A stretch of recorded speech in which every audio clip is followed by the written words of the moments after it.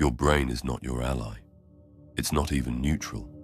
It's a prediction machine designed to keep you exactly where you are, safe, efficient, unchanged.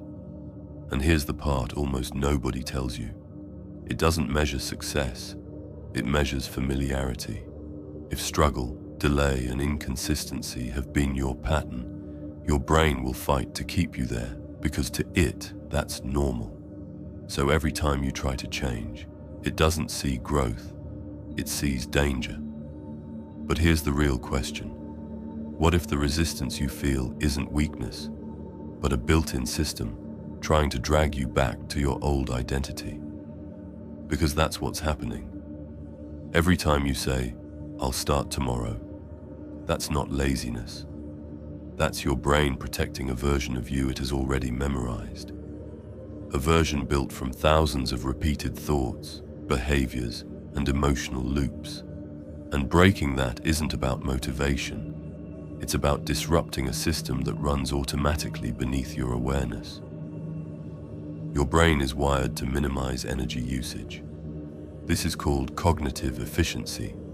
It builds shortcuts, habits, patterns, default responses, so you don't have to think. But those shortcuts become cages. The more you repeat avoidance, the more your brain automates it. Eventually, hesitation isn't a choice anymore. It's a reflex. And here's something even deeper. Before you consciously decide to act, your brain has already made the decision milliseconds earlier. There's a delay between intention and awareness, which means most of what you think is your choice is actually pre-programmed. So when you try to do something hard and you suddenly feel resistance, doubt, or fatigue, that's not random. That's your brain predicting discomfort and shutting you down before you even fully engage. A quick break. If you like this video, like and subscribe to the channel so you don't miss the next ones. Thanks. Let's continue. What if the problem isn't that you're not strong enough, but that you've been obeying signals you were never meant to trust? Because pain, hesitation, and discomfort are not stop signs. They're misinterpreted signals. Your brain doesn't distinguish between real danger and psychological discomfort very well.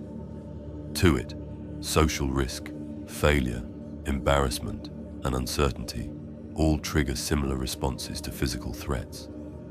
That's why speaking up, starting something new, or pushing your limits feels so heavy. It's activating ancient survival circuits. But here's where things get interesting. Pain is not just something you experience. It's something your brain predicts, and prediction can be changed. There's a little-known phenomenon where elite performers don't actually feel less pain. They interpret it differently at a neurological level. Instead of labeling discomfort as bad, their brain tags it as progress. That single shift changes the entire response. Stress hormones become performance fuel instead of shutdown signals. So instead of asking, "How do I avoid pain?" the real upgrade is asking, "How do I reclassify it?" Every time you feel resistance, that's not a warning. It's a marker, a signal that you're stepping outside your current identity boundary. And identity boundaries are where transformation happens.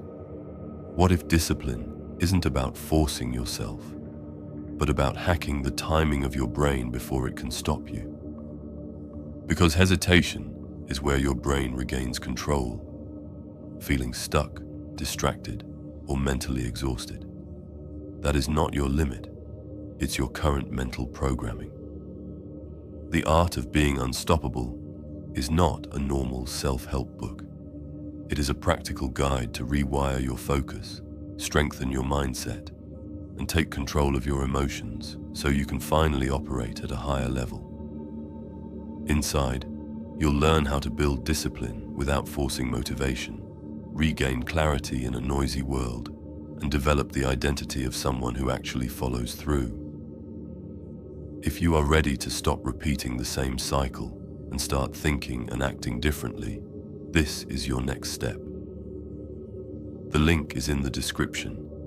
Start your transformation today. There's a very small window between impulse and inhibition, a fraction of time where action is still possible before your brain floods you with excuses. Most people lose in that gap, not because they're weak, but because they wait long enough for the system to activate. So the real strategy isn't think better, it's move faster than the thought. The moment you feel resistance, you act, not after thinking, not after negotiating, immediately. Because action bypasses the prediction loop. It interrupts the pattern before it completes. But here's something even fewer people understand. Your brain updates itself based on evidence, not intention. You don't become disciplined by deciding. You become disciplined by proving it through repeated action. Every time you act against resistance, you create a micro-update in your identity model. Small, almost invisible, but cumulative. And there's a hidden layer to this. Your brain is constantly running what's called error correction. It compares who you think you are with what you do. If there's a mismatch, it creates discomfort. That's why saying I'm disciplined feels fake if your actions don't match. But once your actions align, the brain rewrites the identity automatically. No affirmation needed. So instead of chasing motivation, you build evidence. Daily, controlled discomfort becomes your tool. Not random suffering, targeted resistance, cold exposure, focused work without distraction, finishing tasks when your mind wants to quit, choosing silence instead of impulse, speaking when it's uncomfortable. These aren't just habits.